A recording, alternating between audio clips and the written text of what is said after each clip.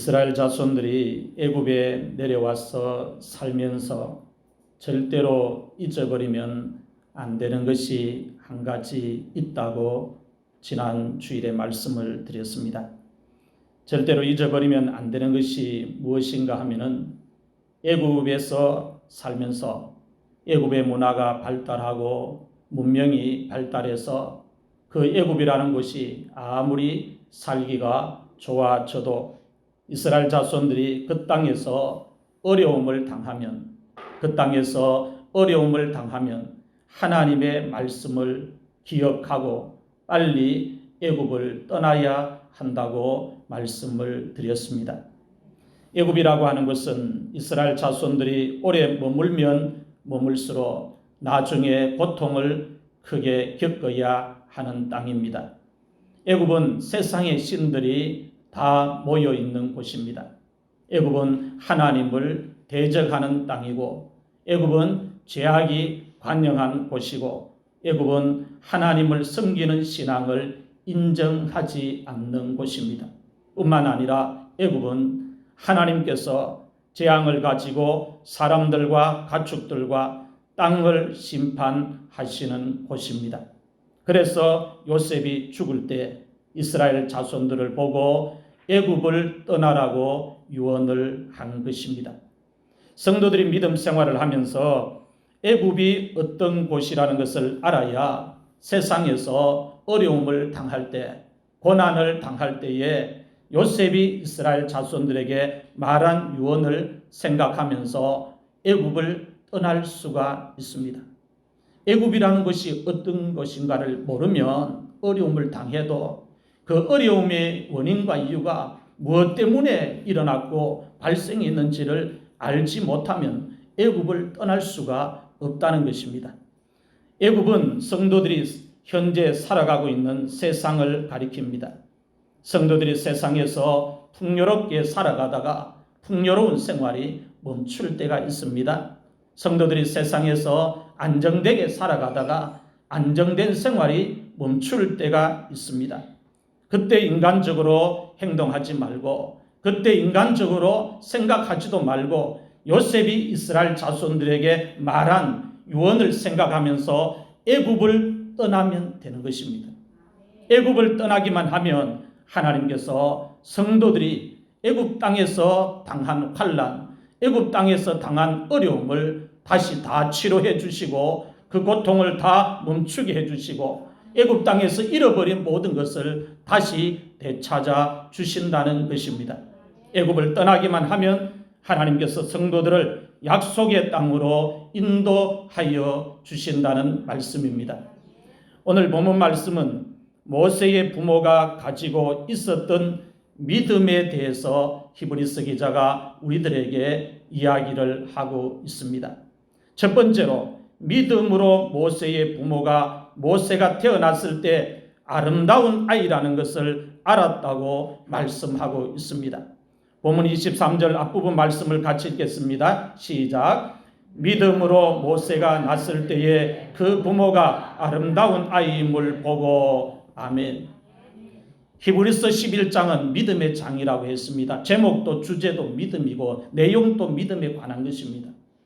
그렇다면 히브리서 기자가 이 한 절의 말씀을 통해서 오고 오는 믿음의 후세들에게, 교회와 성도들에게 무슨 말씀을 주시고 싶어서 이 말씀 한 절을 기록해 놓았는가, 그것을 우리가 알아야 한다는 것입니다. 말씀을 깊이 들여다보지 않으면 뛰어넘어갈 수밖에 없는 그런 말씀입니다. 그러나 이 말씀을 계속 묵상하고 또 되새김질하고 이 말씀을 붙잡고 영적으로 실험하면 이 말씀 속에 하나님이 넣어두신 은혜가 너무나도 크다는 것을 발견하고 깨닫게 된다는 것입니다. 출애굽기 1장 6절에서 11절 말씀을 보면 이스라엘 자손들이 애굽에서 번성을 하자 요셉을 알지 못하는 세왕이 일어나서 이스라엘 자손들을 향해서 정책을 바꾸었다고 말씀을 기록하고 있습니다. 같이 읽겠습니다. 시작. 요셉과 그의 모든 형제와 그 시대의 사람은 다 죽었고 이스라엘 자손은 생육하고 불어나 번성하고 매우 강하여 온 땅에 가득하게 되었더라. 요셉을 알지 못하는 세왕이 일어나 애굽을 다스리더니 그가 그 백성에게 이르되 이 백성 이스라엘 자손이 우리보다 많고 강하도다. 자, 우리가 그들에게 대하여 지혜롭게 하자. 두렵건대 그들이 더 많게 되면 전쟁이 일어날 때에 우리 대적과 합하여 우리와 싸우고 이 땅에서 나갈까 하노라 하고 감독들을 그들 위에 세우고 그들에게 무거운 짐을 지워 괴롭게 하여 그들에게 바로를 위하여 북고성 비돔과 람셋을 건축하게 하니라. 아멘. 요셉과 그의 모든 형제와 그 시대의 사람이 다 죽었다고 이야기를 하고 있습니다. 이 말씀을 성경이 기록하면서 이스라엘 자손들이 살고 있는 지금 애굽 땅의 환경이 요셉과 그 모든 형제와 그 시대의 사람들이 죽음으로 말미암아 환경이 빠르게 바뀌어가고 있음을 말씀하여 주고 있는 것입니다. 출애굽기 1장 15절에서 22절 말씀을 보면 모세가 태어났을 때 당시의 상황을 자세하게 기록하고 있습니다. 같이 읽겠습니다.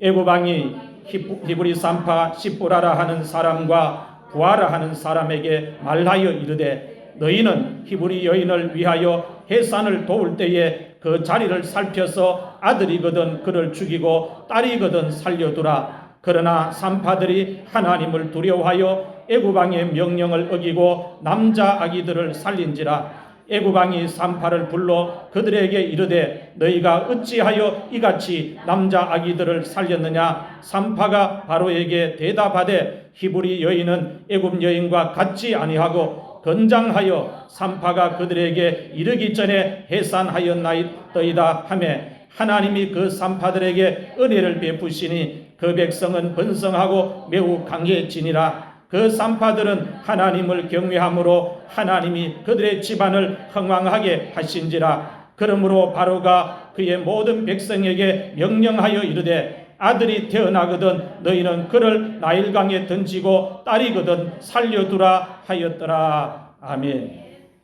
이스라엘 자손들이 애굽에서 빠른 속도로 번성을 했습니다. 이렇게 번성을 하자 요셉과 요셉의 형제들과 그 시대의 사람들이 다 죽고 난 후에 요셉을 알지 못하는 새 왕이 일어나서 이스라엘 자손들의 번성을 부담스러워 했습니다. 이 숫자가 더 많이 늘어나면 나중에 우리의 대적과 저들이 힘을 합세해서 우리를 공격하면 어떻게 하겠는가 그렇게 생각을 하니까 이스라엘 자손들의 이 번성이 끔찍한 겁니다. 그래서 애굽 왕이 이스라엘 자손들을 향해서 정책을 새롭게 펼칩니다. 정책을 새롭게 펼치는데 새롭게 펼친 정책을 보면은 모두가 세 가지입니다.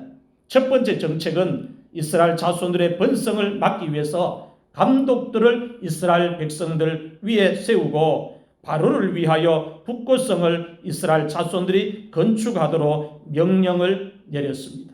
신분을 바꾸어서 옛날에는 동등하게 살도록 했는데 이제는 이 번성을 가로막기 위해서 애굽 왕이 이스라엘 자손들의 신분을 비천하게 만들어서 힘든 일을 시킨 겁니다. 노예나 또 이렇게 식민지 백성들에게만 가할 수 있는 고된 일을, 힘든 노동 일을 북고성을 지으면 많은 사람들이 너무 힘들어서 돌을 깨고 또 돌을 쌓아야 되기 때문에 많은 사람들이 희생하고 죽는 일이 또 발생합니다. 그렇게 힘든 일을 시키면 몸이 약해져서 아이를 낳는데도 기력이 떨어져서 번성하지 않겠지 하고 첫 번째 정책을 이렇게 펼친 것입니다. 애굽 왕이 펼친 첫 번째 정책이 성공하면 좋겠는데 성경은 성공하지 못하고 실패했다고 말씀을 기록하고 있습니다. 이스라엘 자손들이 학대를 받을수록 더 번성하면서 퍼져나갔다고 말씀합니다. 하나님의 은혜가 임하면 학대를 받아도 잘 된다는 거예요. 하나님의 은혜가 임하면 남 밑에서 짓밟혀도 망하지 않고 계속 번성한다는 겁니다. 오늘 여러분이 이 은혜를 받을 수 있기를 바랍니다. 하나님의 은혜가 임하면 어느 곳에 있든지 상관이 없습니다. 누구에게 있든지 상관없습니다. 누가 괴롭혀도 상관이 없습니다. 하나님 붙드시면 번성하면서 퍼져간다는 것입니다. 첫 번째 정책이 실패하자 애굽 왕이 두 번째 정책을 실시했습니다. 두 번째 정책은 히브리 여인들이 아이를 낳을 때 히브리 산파들을 집에 보내서 태어난 아이가 딸이면 살려주고 남자아이면 죽이라고 명령을 내렸습니다. 히브리 산파들이 애굽 왕의 명령을 받고 이스라엘 자손들 집에 아이를 낳는다는 기회를 받으면 산파들이 하는 일은 아이를 낳는데 도와주는 일을 합니다.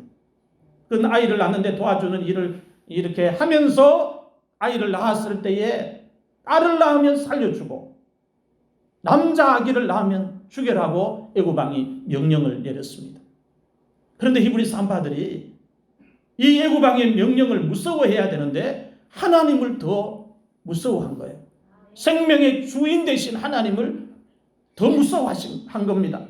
생사화복을 주관하고 계시는 하나님을 더 무서워하고 애굽 왕의 명령을 무서워하지 않고 산파들이 자기의 본분을 잊어버리고 아이들을 살려줘 버립니다. 이렇게 해서 산파들이 하나님을 두려워하여 왕의 명령을 어기는 바람에 애굽 왕이 펼친 두 번째 정책도 실패했습니다. 두 번째 정책이 실패하자 애굽 왕이 세 번째 정책을 마지막으로 실시합니다. 애굽 왕이 펼친 세 번째 정책은 애굽에 있는 모든 백성에게 이스라엘 자손들이 아이를 낳으면 그 집에 가서 보고 남자아이면 죽이고 딸아이면 살려주라고 명령을 내렸습니다. 두 번째 정책은 산파들을 보내는데 세 번째 정책은 산파들을 보내는 것이 아니라 아예 아이를 낳으면 찾아내어서 죽이도록 정책을 펼친 것입니다. 애굽 왕이 세 번째 정책을 펼칠 때에 모세가 태어났습니다. 모세의 부모가 모세를 낳을 때에 그 환경이 얼마나 무시무시한 환경이었는가를 알 수가 있습니다. 모세가 태어날 때 그 환경이 얼마나 무서운 환경이었느냐, 두렵고 떨리는 그런 환경이었는가를 알 수가 있다는 것입니다. 전하는 역사에 의하면 애굽 병사들이 애굽 여인과 아이를 이스라엘 백성들 집에 데리고 간 아이의 몸을 뾰족한 것을 가지고 찔렀다고 합니다. 이스라엘 백성들을 집마다 수색을 합니다. 병사들이 집에 들어가서 수색을 합니다. 수색을 하는데 요즘은 실종 사고라든지 무슨 사고가 일어나면 경찰들이 뭘 데리고 갑니까? 훈련된 개를 데리고 가잖아요. 군인은 군견을 데리고 가고. 이때는 그런 게 없으니까 아이를 숨겨뒀는데 어디에 숨겼는지를 발견하지 못하고 찾기가 어려우니까 애굽 병사들이 숨겨둔 아이를 찾아내는 방법으로 애굽 여인과 애굽 아이들을 데리고 간 겁니다. 그리고 데리고 가서 그 집에 이스라엘 자손들 집에 가서 병사들이 데리고 간 아이의 몸을 뾰족한 것으로 찌릅니다. 찌르면 아프니까 소리를 지르면서 우는 거예요. 병사들이 뾰족한 것을 가지고 아이의 몸을 찌른 이유는 아이들의 우는 심리를 이용해서 숨겨둔 아이를 찾기 위해서입니다.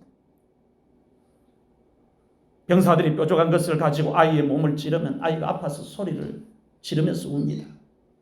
아이가 아파서 소리를 지르면서 울면 숨겨둔 아이가 밖에서 우는 소리를 듣고 무서워서 같이 소리를 지르면서 운다는 것입니다. 얼마나 잔인하고 얼마나 악랄한 방법을 애굽 왕이 지금 이스라엘 자손들의 번성을 가로막기 위해서 지금 펼치고 있습니까? 이런 환경에 하나님의 은혜 없이 살 수 있습니까? 성도는 애굽에서, 성도는 세상에서 하나님의 은혜 없이는 못 산다는 걸 출애굽기를 통해서 가르쳐 주는 거예요. 은혜가 생명보다 귀한 줄 알아야 합니다. 애굽 병사들이 이스라엘 백성들 집을 수색해서 아이를 찾습니다. 이런 방법으로 집집마다 수색을 합니다. 집집마다 수색을 하면서 숨겨둔 아이를 찾으면 남자아이면 병사들이 그 아이를 데리고 나가서 나일강에 보란듯이 던져버립니다. 죽은 아이가 아니고 살아있는 아이를 나일강에 들고 가서 던져버리는 거예요. 얼마나 무서운 왕이고 잔인한 왕입니까? 애굽 병사들이 집집마다 수색을 하고 있는데 모세의 부모가 아이를 낳았다는 것입니다. 이 기간에 아이를 안 낳으면 가정도 조용하고 평안할 텐데 이 기간에 이 부부가 애를 뵌 것입니다. 배가 불러오면서 출산날이 다가오고 애굽 병사들이 집집마다 수색을 하는데 피할 수 없는 운명의 날이 다가온 거예요. 아이를 낳았습니다. 아이를 낳았는데 태어난 아이를 보니까 딸 아이가 아니고 남자아이입니다. 가정이 평안하기 위해서 이미 낳아서 기르고 있는 아론과 미리암 이 가정의 생명을 아이들의 생명, 가족들의 생명을 지키기 위해서 아마 부모가 마음속으로 아이를 낳을 때까지 그 시대는 딸인지 아들인지 식별이 불가능한 시대 아닙니까? 마음속으로 가정이 평화롭기 위해서 또 애굽 병사들에게 생명을 빼앗기지 않기 위해서 딸아이가 태어나기를 바랬을 것입니다. 이렇게 아이를 낳았는데 딸아이가 아니고 남자아이가 태어나 버린 것입니다. 태어난 아이의 얼굴을 부모가 보았다고 이야기합니다. 태어난 아이의 얼굴을 부모가 보았는데 그 아이가 아름다운 아이임을 알았다. 그렇게 이야기하고 있습니다. 히브리서 기자가 한 줄 짤막하게 그 부모가 아이를 낳았는데 무시무시한 환경 속에서 살이 떨리는 환경 속에서 아이를 낳았는데 그 아이를 낳고 나서 아이를 보고 아름다운 아이임을 알았다. 그렇게 성경을 기록하고 있습니다. 실제로 금방 태어난 아이들의 얼굴을 보면 얼굴이 아름답지 않습니다. 금방 태어난 아이들의 얼굴을 보면 주름이 져 있습니다. 주글주글합니다. 적어도 몇 주 지나야 얼굴 색깔이 바뀌고 약간 귀엽고 사랑스럽지. 금방 태어난 아이는 뻘겋고 얼굴이 주름주고 형편없습니다. 그런데 모세의 부모가 모세가 태어났을 때 모세를 보고 아름다운 아이라는 것을 알았다고 히브리서 기자가 정확하게 자세하게 말씀을 기록하고 있다는 것입니다. 모세의 부모가 아이를 낳고 나서 아이를 어떤 관점으로 바라보았는지를 우리에게 가르쳐주고 있습니다. 모세의 부모가 아이를 낳고 나서 두려움만 가지고 아이를 바라본 게 아니라는 거예요. 아이를 낳고 나서 아이의 운명은 죽을 운명입니다. 그런데 그 죽을 운명의 아들을 보면서 두려움의 관점으로 세상의 관점으로 아이를 바라본 게 아니고 하나님을 중심에 두고 믿음의 관점으로 이 아이를 바라봤다는 거예요.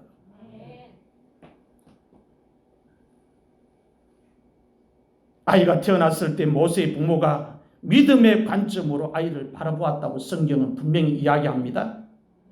성도들이 신앙생활을 하면서 무엇을 보든지 어떤 환경에 처하든지 믿음의 관점으로 보는 것이 중요합니다. 믿음이 빠져버리면 안 된다는 것입니다. 상황이 아무리 어려워져도 죽을 운명처럼 보이고 죽을 운명에 처져 있어도 앞에 길이 막혀 있고 뒤에 길이 다 막혀 있어도 성도는 하나님이 살아계신 것을 믿어야 되고 살아계신 하나님을 믿는다면 세상의 관점으로 볼 게 아니고 믿음의 관점으로 하나님을 중심에 두고 그걸 보고 그걸 믿어야 된다는 것입니다. 분명히 믿음으로 모세가 났을 때에 그 부모가 아름다운 아이임을 보았다고 말씀을 하고 있습니다. 믿음을 강조하고 있습니다.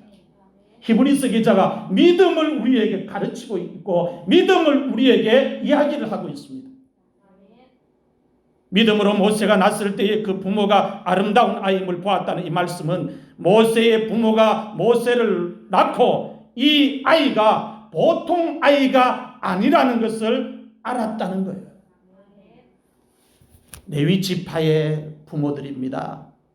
이스라엘 12지파 가운데 특별히 하나님이 구별해 놓은 레위 지파에 소속되어 있는 부모들이 아이를 낳았습니다. 이 하나만 가지고도 우리는 두 사람의 아이의 부모의 영성을 짐작할 수 있습니다. 믿음의 영성, 하나님을 의지하는 영성, 그걸 짐작할 수가 있습니다.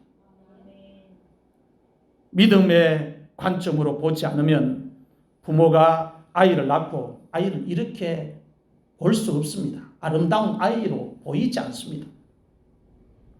아이들이 다 똑같아 보입니다. 믿음의 관점으로 안 보면 태어난 아기는 다 똑같아요. 비슷비슷합니다. 눈을 제대로 떠야 눈 큰 아이인지 적은 아이인지 알지 태어난 아이는 다 비슷해요. 믿음의 관점으로 봐야 부모의 눈에 태어난 아기가 아름다운 아이로 보이고 특별한 아이로 보이는 것입니다. 믿음의 관점으로 봐야 하나님께서 아이를 통해서 장차 이스라엘 백성들을 구원하시는 하나님의 계획이, 하나님의 비전이 눈에 보이는 거예요. 모세가 태어났을 때 주변 환경을 보면 살벌하고 절망적이었다고 했습니다. 태어난 남자아이들의 생명이 하찮은 파리 목숨보다도 더 가볍게 취급을 당하고 있었습니다.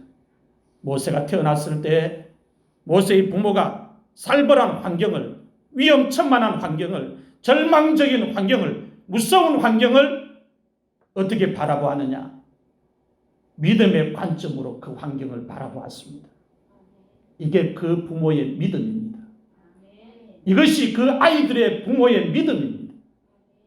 환경을 바라볼 때에 눈에 보이는 대로 보는 게 아니고 하나님이 살아계신다. 하나님이 많은 수를 가지고 일하고 계신다. 믿음의 관점으로 봤다는 거예요. 오늘 우리에게 이 믿음의 관점이 있어야 합니다. 정말 어려움을 당해도 하나님 안 계시는 것처럼 말하고 불평하고 원망하고 불신앙적으로 생각하고 행동하고 그건 믿음이 아닙니다.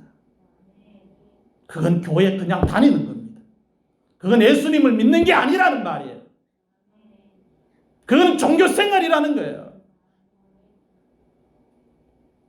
믿음의 관점으로 어떤 환경에 처해 있든지 육의 관점으로 보는 게 아니고 믿음의 관점으로 바라보는 것입니다. 이와 같이 성도들도 모세의 부모가 자신들이 처한 환경을 믿음의 관점으로 바라보았던 것처럼 성도들도 이 세상을 살아가면서 어려운 환경을 만나고 힘든 환경을 만났을 때 그 환경을 육의 관점으로 바라보지 아니하고 믿음의 관점으로 바라볼 수 있어야 합니다. 믿음의 관점으로 바라보면 승리할 수 있습니다. 믿음의 관점으로 바라보면 하나님께서 절망적인 환경을 나에게 허락하신 이유를 알 수가 있다는 말씀입니다.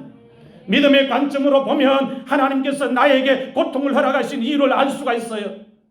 믿음의 관점으로 보면 하나님께서 나에게 고난을 허락하시고 실패를 허락하시고 질병을 허락하시고 가난을 허락하시고 아픔을 허락하신 이유를 알 수가 있다는 거예요. 어떤 관점으로 보면요? 믿음의 관점으로 보면, 육의 관점으로 보면 하나님을 이해할 수 없어 불평하고 원망하고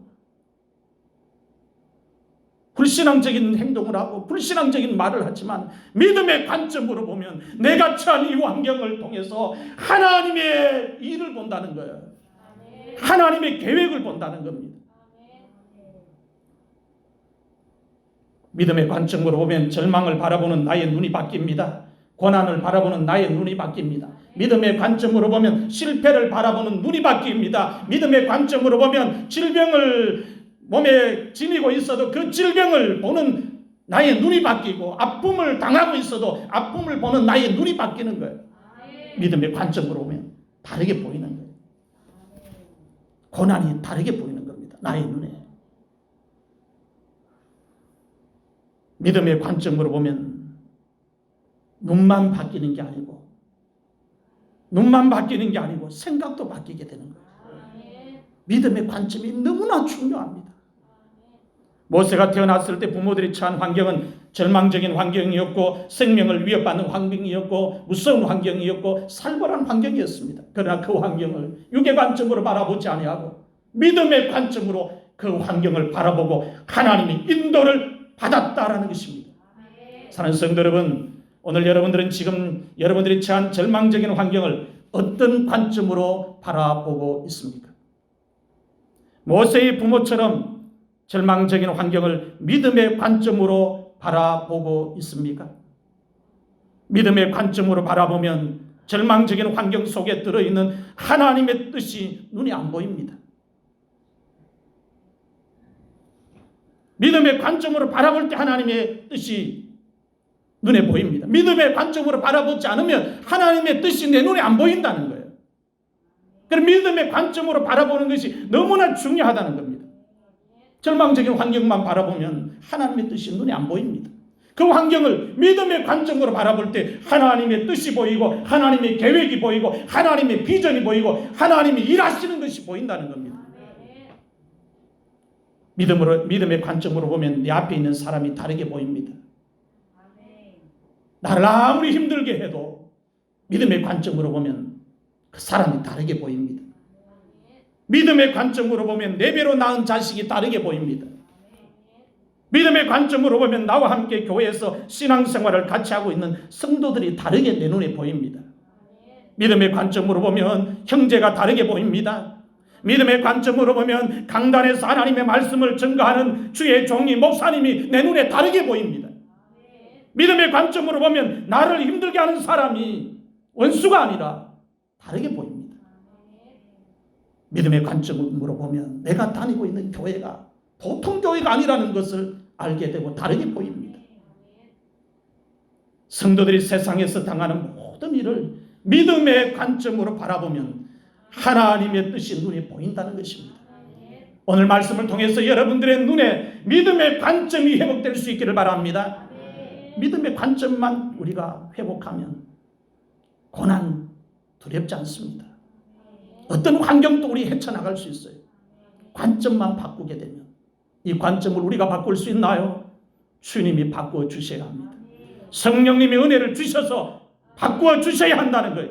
보는 눈을 다르게 해주셔야 한다는 겁니다. 생각하는 것을 다르게 해주셔야 한다는 거예요. 두 번째는 믿음으로 모세의 부모가 왕의 명령을 무서워하지 아니하고 석 달 동안 모세를 숨겨서 키웠다고 말씀합니다. 본문 23절 말씀을 한 번 더 같이 읽겠습니다. 시작. 믿음으로 모세가 낳았을 때에 그 부모가 아름다운 아이임을 보고 석 달 동안 숨겨 왕의 명령을 무서워하지 아니하였으며. 아멘. 오늘 이 말씀이 여러분의 말씀이 되기를 바랍니다. 무서워하지 않는 믿음, 환경을 무서워하지 않는 믿음. 분명히 애국왕의 명령을 어기고 모세의 부모가 석 달 동안 아이를 숨겨서 키웠다고 말씀하고 있습니다. 아이를 숨겨서 키운 시간이 한 달이 아니고 석 달입니다. 90일입니다. 당시의 애국왕은 이스라엘 자손들에게 잔인한 왕으로 소문이 나 있었습니다. 왕의 명령을 어겼다가 숨겨둔 아이가 발각이 되면 아이와 함께 부모들도 가족들도 같이 처형을 했다고 합니다. 그러니 아이를 낳고 아이를 숨긴다는 것은 보통 믿음 가지고 아이를 못 숨기는 거예요. 한 아이만 죽는 게 아니고 그 가족이 몰살하는데 어떻게 아이를 숨길 수 있습니까? 이 간단한 일입니까? 아이를 낳아서 남자아이면 이 아이만 죽이면 가족들이 살 수 있어요. 그런데 이 남자아이를 살리면 가족들이 발각되면 다 죽어요. 믿음 없이 이 일을 할 수 있습니까? 믿음의 관점으로 이 말씀을 읽지 않으면 우리가 이 말씀을 제대로 깨달을 수 있겠습니까? 못 깨닫습니다. 그런데 모세의 부모가 왕의 명령을 무서워하지 아니하고 아이를 석 달 동안 숨겨서 키웠다고 이야기합니다. 저는 이 말씀에 꽂혀버렸어요. 모세의 부모의 믿음이 보통 믿음이 아니고 모세의 부모의 믿음이 보통 믿음이 아니구나. 하나님 앞에 이 아이를 살리기 위해서 다 죽음을 선택한 거예요. 하나님 앞에 가정의 운명, 가족의 운명을 맡기면서 이 아이를 숨겨서 키운 거예요. 이 믿음이 보통 믿음입니까? 여러분 예수님 믿을 때 목숨 걸고 한번 믿어보시기를 바랍니다.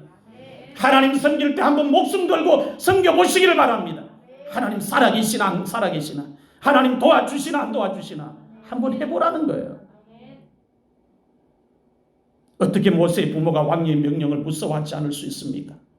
어떻게 모세의 부모가 왕의 명령을 어기고 석 달 동안 아이를 집에 숨겨서 키울 수 있습니까? 오늘 여러분들이 이 아이의 부모라면 모세의 부모처럼 행동을 이렇게 하실 수 있겠습니까? 왕의 명령을 어길 수 있겠습니까? 전 가족이 죽을 수 있는 그런 선택을 할 수 있겠느냐 이 말입니다. 여러분의 집에서 아내가 아이를 낳았습니다. 아이를 낳았는데 딸 아이를 낳지 않고 남자 아이를 낳았습니다. 모세의 부모처럼 왕의 명령을 어기고 낳은 아이를 석 달 동안 집에 숨겨서 키울 수 있겠습니까? 어떻습니까? 이 말씀을 여러분에게 한번 적용해 보시길 바랍니다. 여러분이 이 아이의 부모라면 어떻게 할 것인가 한번 말씀을 적용해 보시라는 거예요. 성경을 나와 상관없는 말씀으로 듣지 말고 받지 말고 내가 이 아이의 부모라면 어떻게 할 것인가 그걸 한번 고민하셔야 합니다. 현실적으로 왕의 명령을 어기고 석 달 동안 아이를 집에 숨겨서 키우는 것은 위험한 일이고 불가능한 일입니다. 위험한 일을, 불가능한 일을 모세의 부모가 포기하지 않고 해냈습니다. 아이를 석 달 동안 숨겨서 키웠습니다. 모세의 부모가 아이를 석 달 동안 숨겨서 키운 일을 히브리서 기자가 성경에 기록을 할 때에 아주 중요한 단어를 사용해서 기록을 하고 있습니다. 히브리서 기자가 성경을 기록할 때에 사용한 중요한 단어가 뭐예요? 믿음으로라는 말입니다. 믿음으로라는 말. 이 하나의 말에, 이 하나의 단어에 정답이 들어있는 거예요. 성도들이 하나님을 섬길 때 믿음으로 행하면 못 행할 일이 하나도 없습니다. 믿음이 없기 때문에 안 하는 거고 못 행하는 거죠. 히브리서 11장 제목이 믿음장이라고 했습니다. 현실적으로 왕의 명령을 어기는 것은 위험하고 불가능합니다. 위험한 일, 불가능한 일을 모세의 부모가 왕의 명령을 무서워하지 않고 어기고 해냈습니다. 이게 믿음이라는 거예요. 이게 믿음이라는 거예요. 아벨은 죽었으나 그 믿음으로 지금도 말하느니라. 이게 믿음이라는 겁니다. 모세의 부모는 죽었습니다. 그런데 죽었는데 그들의 믿음이 살아서 오늘 우리들에게 증거가 되고 있어요. 오늘 우리들도 죽습니다. 죽고 나면 우리의 믿음이 증거로 남아야 됩니다. 그게 믿음입니다. 그 증거가 뭐예요? 여러분의 신앙생활을 평생 동안 한 것을 주의 종들이 지켜보면서 강단에서 복음을 전할 때, 말씀을 전할 때 사용하는 거예요. 믿음의 참된 증거로. 잘 믿으면 잘 믿은 대로, 못 믿으면 못 믿는 애화로 사용한다는 거예요.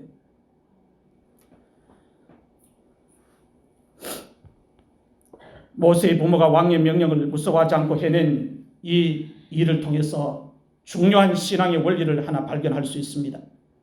중요한 신앙의 원리가 무엇인가 하면 믿음으로 행하면, 믿음으로 성도들이 행하면 무슨 일이든지 다 감당할 수 있고 다 해낼 수 있다는 것입니다. 믿음으로 행하면 다 할 수 있다는 거예요. 위험한 일을 또 불가능한 일을 또 믿음으로 행하면 전부 감당할 수 있다는 것을 하나님께서 오늘 우리들에게 모세의 부모를 통해서 가르쳐 주고 있습니다. 현재 성도들이 신앙생활을 하면서 지켜야 하는 모든 일이 무엇과 연결되어 있느냐? 믿음과 다 연결되어 있습니다. 믿음이 있으면 감당할 수 있고 믿음이 없으면 감당할 수 없습니다. 믿음이 있으면 행할 수 있고 믿음이 없으면 행할 수 없습니다. 믿음이 있으면 지킬 수 있고 믿음이 없으면 지킬 수 없습니다. 믿음이 중요하다는 거예요. 11조도 믿음의 문제입니다. 주일 성수도 믿음의 문제입니다. 하나님의 말씀을 순종하는 것도 믿음의 문제입니다. 새벽기도 나오는 것도 믿음의 문제입니다. 믿음의 문제입니다. 우리가 아무리 이유를 하나님 앞에 나열해도 하나님이 우리를 보시는 것은 믿음이라는 거예요. 이유가, 환경의 핑계가 하나님을 설득할 수 없습니다. 하나님이 보시는 것은 믿음이라는 겁니다. 오늘 여러분이 처한 환경이 아무리 환경이 안 좋아도 모세의 부모가 처한 환경만큼 안 좋지는 않을 겁니다. 최악의 환경 속에서 이 아이의 부모들, 모세의 부모들은 어떻게 했습니까? 믿음으로 해냈다는 거예요. 믿음으로 감당했다는 겁니다. 이게 오늘 우리의 신앙의 원리여야 한다고 가르치고 있습니다. 믿음이 있으면 할 수 없는 이유를 말하지 않습니다. 믿음이 있으면 핑계를 대지 않습니다. 믿음이 없기 때문에 할 수 없는 이유를 하나님 앞에서, 사람들 앞에서 나열하는 것입니다. 믿음이 없기 때문에 이 핑계 대고 저 핑계 대는 것입니다. 믿음의 조상들을 보면 하나님 앞에서 핑계를 댈 수 있는 이유를 많이 가지고 있었습니다. 아브라함도, 이삭도, 야곱도, 요셉도, 에녹도, 노아도, 사라도, 모세의 부모도 핑계를 댈 수 있는 이유를 많이 가지고 있었습니다. 하나님 환경을 알잖아요. 하나님 내 환경을 알잖아요. 하나밖에 없는 아들을 알잖아요. 내가 늙은 것 알잖아요. 이 배를 만들면 내 전 재산을 다 쏟아부어야 되는데 세월을 얼마나 낭비해야 되는지 하나님 다 알잖아요. 할 수 없는 이유들을 믿음의 조상들이 다 가지고 있었어요. 그런데 핑계를 대지 않고 믿음의 조상들이 전부 어떻게 했다고 이야기합니까? 하나님의 말씀을 믿음으로 순종했다라고 성경이 기록하고 있습니다. 오늘 우리들도 하나님을 섬기면서 믿음의 조상들처럼 핑계를 댈 수 있는 이유를 똑같이 많이 가지고 있습니다. 핑계를 댈 수 있는 이유를 가지고 오늘 우리들이 어떻게 행동을 합니까? 믿음의 조상들처럼 행동을 합니까? 아니면 반대로 행동을 합니까? 대부분 성도들이 반대로 행동을 합니다. 성도들을 만나서 이야기를 하면 이야기의 주제가 전부 할 수 없는 이유를 이야기합니다. 믿음으로 행하지 않습니다. 믿음으로 말하지 않습니다. 이것이 믿음의 선진들이 가지고 있는 믿음과 오늘 우리들이 가지고 있는 믿음의 차이라는 것입니다. 금요일 오후에 최두래 권사님이 특별 감사 헌금을 하신다는 이야기를 서장로님을 통해서 들었습니다. 서장로님을 통해서 권사님 이야기를 듣고 제가 권사님에게 전화를 걸었습니다.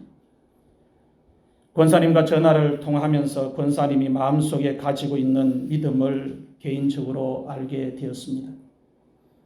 예수님께서 분명히 말씀하셨습니다. 내 보물이 있는 그곳에, 물질이 있는 그곳에 내 마음도 있다, 그렇게 말씀하셨습니다.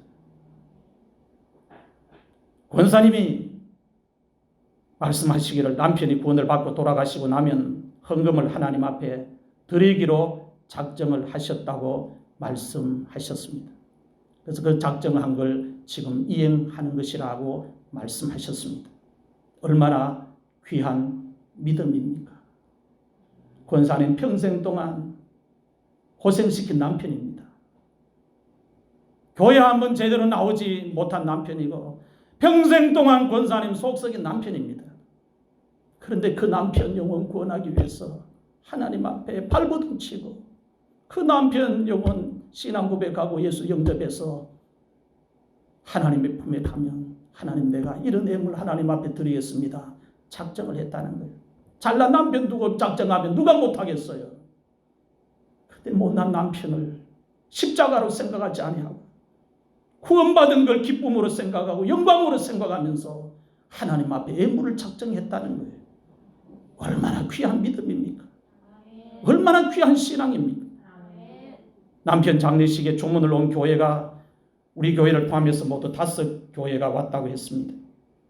권사님이 경산에 오기 전에 다녔던 교회와 자녀들이 다니고 있는 교회에서 조문을 온 것입니다. 조문을 온 교회의 권사님이 감사헌금을 교회마다 50만 원을 하셨다고 합니다. 우리 교회에는 권사님이 출석하기 때문에 감사헌금을 100만 원 하셨습니다. 권사님의 믿음이 아름답지 않습니까? 이런 신앙 아무나 소유할 수 있습니까? 하나님이 살아계신다는 걸 확신하지 않으면 이렇게 할 수 있습니까? 못합니다. 예전에 다니던 교회에서 권사님이 목사님의 소개로 필리핀에 교회를 하나 세우셨습니다. 필리핀에 세운 교회가 코로나로 어려움을 당해서 이번에 선교사님에게 1,000만 원을 보냈다고 말씀하셨습니다. 그리고 권사님이 필리핀에 사랑의 집 짓기를 하는데 작년에 100만 원 헌금하시고 나머지 1,900만 원을 이번 주일에 특별 감사헌금을 하신 것입니다. 권사님이 저에게 말씀하셨습니다. 목사님, 예수님을 잘 믿으려고 하는데 그게 잘 안 되네. 예수님 잘 믿으려고 하는데, 더 잘 믿으려고 하는데 그게 잘 안 되네. 그래서 제가 권사님에게, 권사님 아닙니다. 권사님처럼 하시는 권사님들도 교회에 많이 없습니다. 그 정도로 믿어도 목사 눈에 잘 믿는 것처럼 보입니다. 괜찮습니다. 그런데 아닙니다. 그렇게 말하는 거예요. 더 잘 믿으려고 하는데 그게 잘 안 되네. 여러분, 잘 믿으려고 노력해 보셨습니까? 잘 믿으려고 발버둥 쳐 보셨습니까? 10년 넘게 제가 이 강단에서 여러분에게 설교를 계속 전합니다. 10년 동안 말씀을 받았으면 콩나물도 자라는데, 길가에 버드나무도 자라는데, 하나님의 말씀이 살아있는데 왜 안 자랍니까? 믿음이 왜 안 자랍니까? 하나님의 말씀에 문제가 있습니까? 아니면 말씀을 받는데 심령에 문제가 있습니까? 무엇에 문제가 있습니까? 하나님께서 주신 물질을 귀하게 사용하는 사람이 하나님 앞에서 믿음이 있는 사람입니다. 하나님 앞에서 행하지 못하는 이유를 계속되는 사람, 행하지 못한 핑계를 계속되는 사람은 어떤 사람이냐? 믿음이 없는 사람입니다. 100번, 1000번 자기를 변명해도 믿음이 없는 사람입니다. 사랑하는 성도 여러분, 핑계를 뛰어넘는 믿음이 오늘 여러분들에게 있기를 축원합니다. 행할 수 없는 이유를 하나님 앞에 말하지 말고 행할 수 있는 믿음을 달라고 하나님 앞에 구할 수 있기를 바랍니다. 모세의 부모를 보면 아이를 낳아서 키우지 못하는 이유를 분명하게 가지고 있었습니다. 이유를 분명하게 가지고 있었지만은 믿음으로 모세의 부모가 왕의 명령을 어기고 아이를 낳아서 3달 동안 집에 숨겨서 키웠다고 말씀하고 있습니다. 믿음이 있었기 때문에 그렇게 행할 수 있었다고 이야기를 하고 있습니다. 3달 동안 모세의 부모가 목숨을 걸었습니다. 목숨을 걸고 아이를 숨겨서 키웠습니다. 오늘 우리들도 믿음 생활을 하면서 죽은 신을 섬기는 것이 아닌데 살아계시는 하나님을 믿고 살아계신 하나님을 섬기는데 자기를 찾는 자들에게 반드시 상을 주시고 복을 주시는 분인데 목숨을 걸 이유가 왜 없습니까? 제대로 믿기만 하면, 바로 믿기만 하면, 하나님의 말씀대로 믿기만 하면 하나님이 살아계셔서 찾아와 주시고 위기 때마다 살려주시고 병들 때마다 고쳐주시는데 왜 행하지 못하는 이유만 계속 지금까지 하나님 앞에 늘어놓고 있습니까? 믿음이 없으면 절대로 아이를 3달 동안 집에 숨겨서 키울 수 없습니다. 믿음이 있었기 때문에 그렇게 행할 수 있었다고 성경은 우리에게 말씀하고 있습니다. 오늘 예배 시간에 우리 모두가 모세의 부모가 가지고 있었던 믿음에 대해서 말씀을 받았습니다. 오늘 말씀을 마음속에 깊이 새겨서 이제 여러분의 남은 생애는 하나님 앞에서 믿음 생활하면서 행하지 못하는 이유를 변명처럼 늘어놓지 말고 하나님 이제부터는 내가 행하겠습니다 하면서 여러분의 믿음이 행할 수 있는 믿음으로 다 바꿔질 수 있기를 주의 이름으로 축원합니다.